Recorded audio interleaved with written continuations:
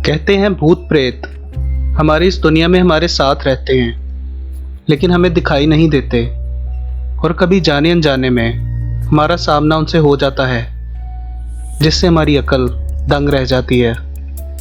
एक ऐसा ही वाकया मेरे साथ भी हुआ।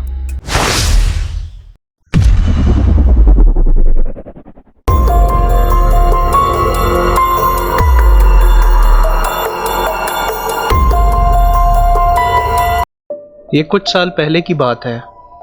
ग्रेजुएशन करने के बाद भी मुझे कहीं जॉब नहीं मिल रही थी, इसलिए मजबूरन अपने एक्सपेंसेस पूरे करने के लिए मुझे टैक्सी चलाना पड़ी। उस दिन मैं सुबह 8 बजे टैक्सी लेके निकला। वो दिन मेरा काफ़ी मसरूफ़ रहा था। उस दिन मुझे काफ़ी राइड्स मिली थी, जिसकी वजह से अर्निंग बाकी दिनों से ज़्यादा हुई थी। रात के करीब 12 बज रहे थे, तब एक लास्ट पैसेंजर को ड्रॉप करके मैं घर जाने वाला था।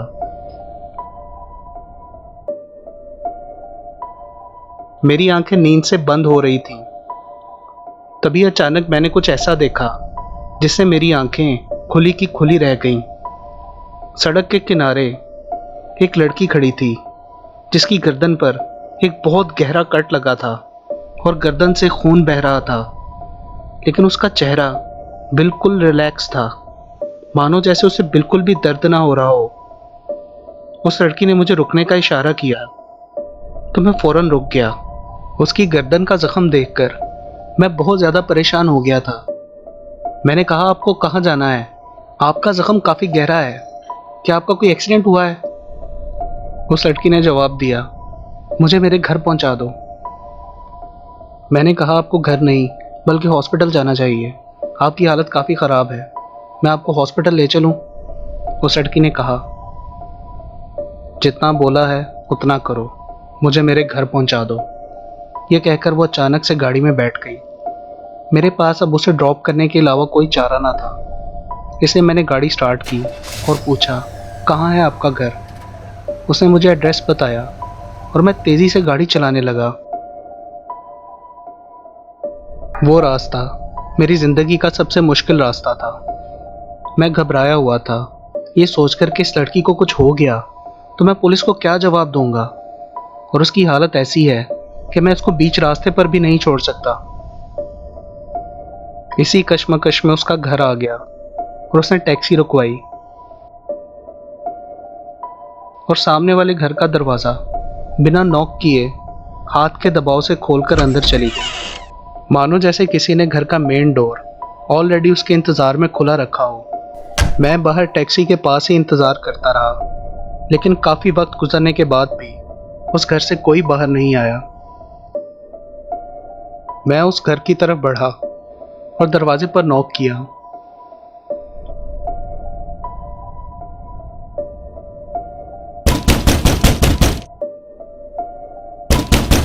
दो तीन बार नॉक करने के बाद आंखों में नींद लिए एक बूढ़ा आदमी बाहर आया और मुझे देखकर हैरान हो गया। क्या बात है बेटा, क्यों आधी रात को दरवाज़ा पीट रहे हो? ये सुनकर मुझे शौक लगा। मैंने कहा, अंकल, एक लड़की अभी अभी यहाँ तक आई है और इसी घर के अंदर गई थी। उसकी गर्दन पे बहुत गहरा कट लगा था और काफ़ी खून बह चुका था, और उसने मुझे अभी तक पैसे भी नहीं दिए। क्या उसको आगे हॉस्पिटल लेकर जाना है? वो बूढ़ा आदमी चौंक गया और कुछ देर खामोशी से मेरी तरफ देखता रहा। एंड देन उसने कहा कि तुम यही ठहरो, मैं तुम्हें पैसे ला के देता हूँ। स्ट्रेंज बात यह थी कि वो बिल्कुल भी पैनिक नहीं कर रहा था। उसने वापस आकर मुझे पैसे दिए। मेरी क्यूरियोसिटी ख़त्म नहीं हो रही थी और मैंने कहा, वो लड़की कहाँ है? उसको हॉस्पिटल नहीं लेकर जाना? वो आदमी उदास हो गया और बोला, नहीं बेटा, तुम जाओ, अंदर कोई लड़की नहीं है। मेरी हैरत अब और बढ़ चुकी थी। मैंने कहा, क्या मतलब? अभी 10 मिनट पहले ही तो वो मेरे साथ यहाँ आई है और आप ही के घर में गई थी, और अब आप कह रहे हैं यहाँ कोई लड़की नहीं है। वो लड़की कहाँ गई? उस आदमी ने कहा, मुझे तुम्हारी बात पे यकीन है, इसीलिए तो तुम्हें मैंने पैसे दे दिए। वो लड़की अब इस दुनिया में नहीं है। वो मेरी बेटी थी और उसे मरे कई साल बीत चुके हैं। किसी ने उसका बेरहमी से कत्ल करने के बाद उसे सड़क पर फेंक दिया था। तब से वो हर साल एक रात किसी न किसी टैक्सी में बैठकर यहाँ अपने घर वापस आती है और यहाँ पहुंचकर गायब हो जाती है। ये सब सुनकर मेरे रोंगटे खड़े हो गए। मैं आज तक इस वाक़ये को भुला नहीं पाया।